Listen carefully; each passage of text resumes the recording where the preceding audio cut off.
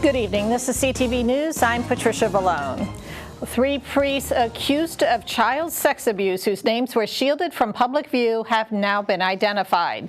The Baltimore Banner reports that they are Reverends John Peter Shushevsky, Samuel Lupico, and Joseph O'Mara. Now, none of the 3 men have been charged with a crime in Maryland, and none are in ministry within the Archdiocese today. David Lorenz with the Survivors Network of Those Abused by Priests, or SNAP, commends the paper for its investigation, but he says the other 7 accused priests should also be identified publicly.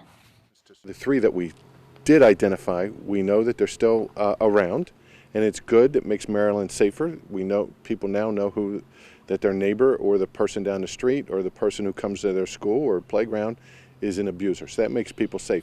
The other 7 still have not been identified, and the diocese insists that they can't reveal those names.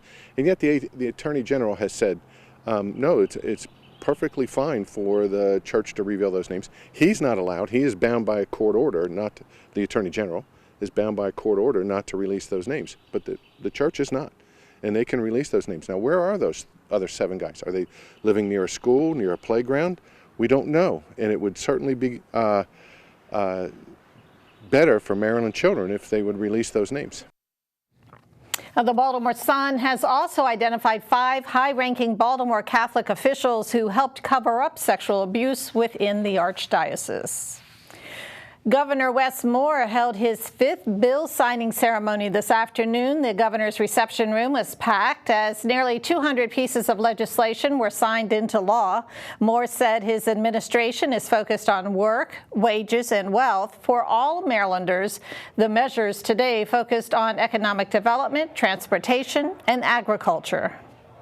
So today, I'm proud to sign into law legislation that will create a new position in the Department of Agriculture centered on exploring opportunities for economic growth in the agricultural sector. And it's great to see you here, Mr. Secretary. I will also sign a bill that expands the film production tax credit and creates a new Maryland Entertainment Council to coordinate the state's strategy on attracting investment in film and in industry. This is about more than just investing in the jobs of today. We need to build the jobs of the future. Also signed into law was the Access to Banking Act, which incentivizes financial institutions to increase their presence in low to moderate income areas. And you're watching CTV News. I'm Patricia Vallone. Coming up, celebrating teachers for their hard work and dedication. We'll have details after the break. 80% of Americans accused of a crime will get appointed a public defender. We're the front line of defending people's constitutional rights. For every $1 we spend on public defenders, we spend $3 on prosecutors. The entire apparatus of the state is behind the prosecution. Gideon's Promise trains, mentors, and supports public defenders. It's changed the face of public defense. It gives me that sense of I'm not doing this by myself. It's fueled me to continue on in this fight. Welcome back. Well, a Maryland state trooper is arrested by Anne Arundel County Police for false imprisonment, second-degree assault, and fourth-degree sex offense. Trooper First Class Ryan Bandy was arrested Saturday night and released on his own recognizance. Bandy, who has been a state trooper for nearly 10 years, was suspended with pay. And in a separate case, 1 trooper and 2 Cecil County Sheriff's deputies were shot responding to a burglary in Port Deposit around midnight on Saturday.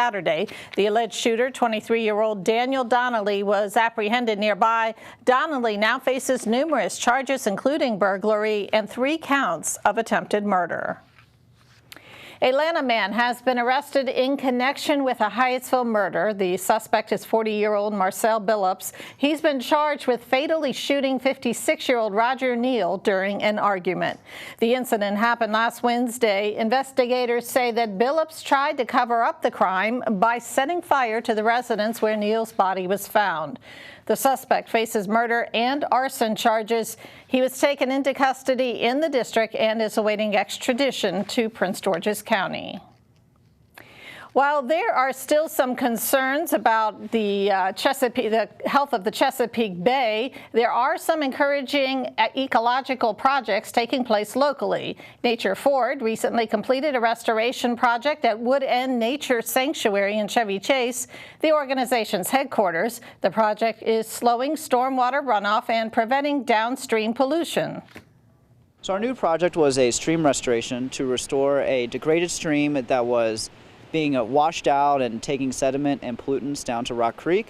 So we installed a system that would capture this water, this sediment and pollutants to reduce what we're sending into the Chesapeake Bay. Many more people can now visit our stream. Now that we have a permeable wheelchair accessible trail, we have a lot more visitors who are now able to enjoy the stream more easily, whether they're using mobility devices or bringing their kids in strollers. The reactions are a much closer interaction with the environment, with the amphibians, the frogs, the salamanders that live in our pools, as well as the beautiful wildflowers we've been able to add alongside the project. The 44-step pools now stabilize the banks of the sanctuary stream, preventing tons of sediment from entering the bay. They also prevent large amounts of nitrogen and phosphorus from going downstream annually, and that means less harmful algae can cause fish kills. Well, it is Teacher Appreciation Week, and the local educators union wants to remind the community about the critical role that teachers play in shaping the future of our society. Dr. Donna Christie is the president of the Prince George's County Educators Association. She says teachers are dedicated professionals who work tirelessly to educate children.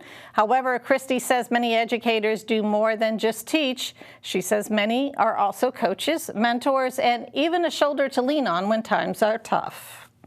Teacher Appreciation Week is really an opportunity for everyone to show, our gratitude and recognize the important work that our teachers and educators do every day. We can do this simply by saying thank you, showing kindness and respect, or even just writing a heartfelt note or letter. I can't tell you how often our members will post a letter that they got from a student, and it always gets warm responses to them. And Teacher Appreciation Week began in the 1980s.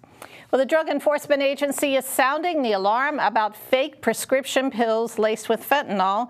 The agency has launched its One Pill Can Kill campaign. According to the DEA, drug cartels are putting fentanyl in fake pills that look like oxycodone, Xantax, and Percocet.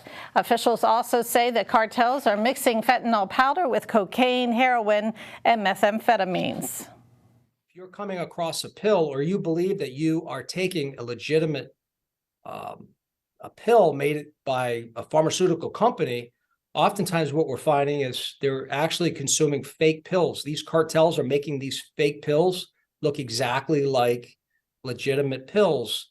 And so unfortunately, we do have young people that are looking to take different pills for different reasons, and they're getting fake pills with fentanyl. It takes only 2 milligrams to kill somebody. That's enough to fit at the end of a sharpened pencil, very small amount. And so there's a lot that we can all do. Obviously, education, awareness. We should all have open and honest conversations about this topic. And for more information on the One Pill Can Kill campaign, you can visit dea.gov/onepill. Tomorrow, May 9th, is National Fentanyl Awareness Day. Still ahead here on CTV News, Simon Buggs with your Monday Sports Page report. Stay with us. Hey everybody, and coming up in a bit, former Bowie State player Joshua Pryor speaks on trying to prove himself ahead of the Commanders' rookie minicamp, and a recap of the Big Ten Tournament Championship games that the UMD men and women's lacrosse team played this past weekend. Don't move. This is a message that is critical for every Medicaid member. This year, your Medicaid renewal is not automatic, even if it was last year. That's why we're asking you to check in and make sure your contact information is up to date. That way you can be reached when it's your turn to renew. When it is, you'll have 45 days to do so. The renewal process is simple. To get started, log into your account at marylandhealthconnection.gov/check-in and check in with Medicaid today. Thanks for staying with us. Well, a Bladensburg woman pleads guilty to federal wire fraud and aggravated identity theft in a cell phone scheme. She's 39-year-old Denisha Thomas. According to officials, Thomas opened cell phone accounts or upgraded existing accounts in the names of identity theft victims and netted nearly $500,000. Court records show that Thomas took part in the scheme from July of 2019 to March of 2020. She faces up to 20 years in federal prison. Her sentencing is set for September 28th. Well, families had a chance to learn about everything from gardening to CPR training at the 2023 Tots to Teens Expo in Landover this past Saturday. The Better Family Incorporated teamed up with business and government officials to showcase educational resources available to local families. It means a lot to come into our community, support our community, and also let the children learn about STEM-related things, STEM-related initiatives.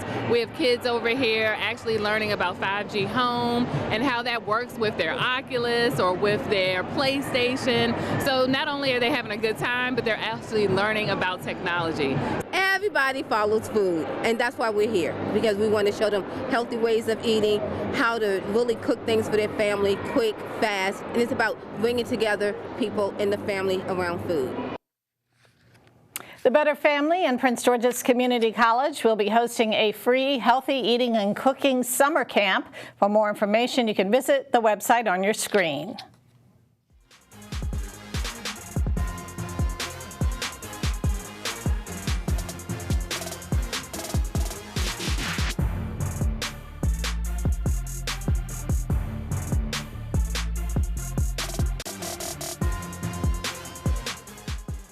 The NFL is all about proving yourself, and that will be no different for former Bowie State player Joshua Pryor.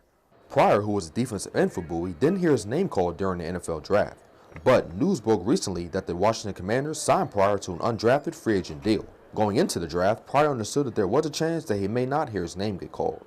Going into the draft, I understood that that was a possibility. But at the end of the day, I just had a feeling like, regardless of if it was going to be through the draft or right, moments after, I was going to get a call. So I just had to, stay down and be patient. Right after, literally as the last, almost as the last pick was ending, my phone started ringing. So, it didn't take long for me to, get that call and, receive the news that I was, waiting to hear. And as rookie minicamp approaches, Pryor says that he's looking to show the Commanders that he belongs.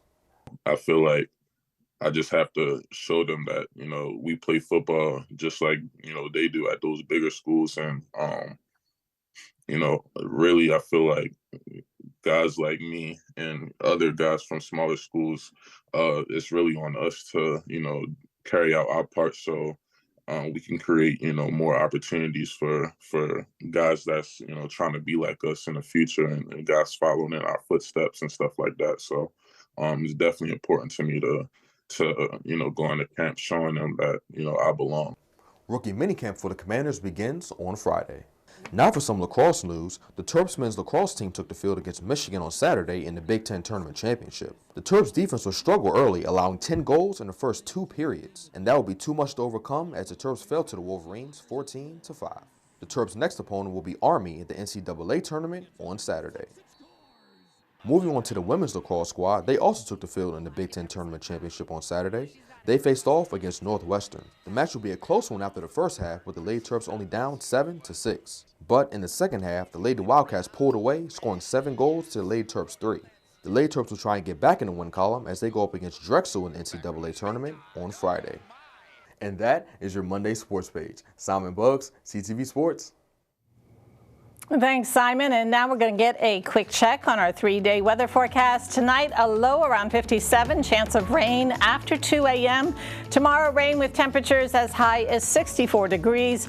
Wednesday, sunny with a high of 72. And Thursday, the sunshine continues with temperatures as high as 78.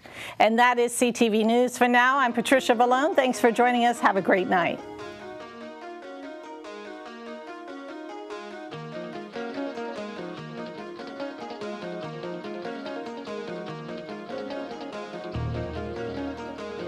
every voice and sing till earth and heaven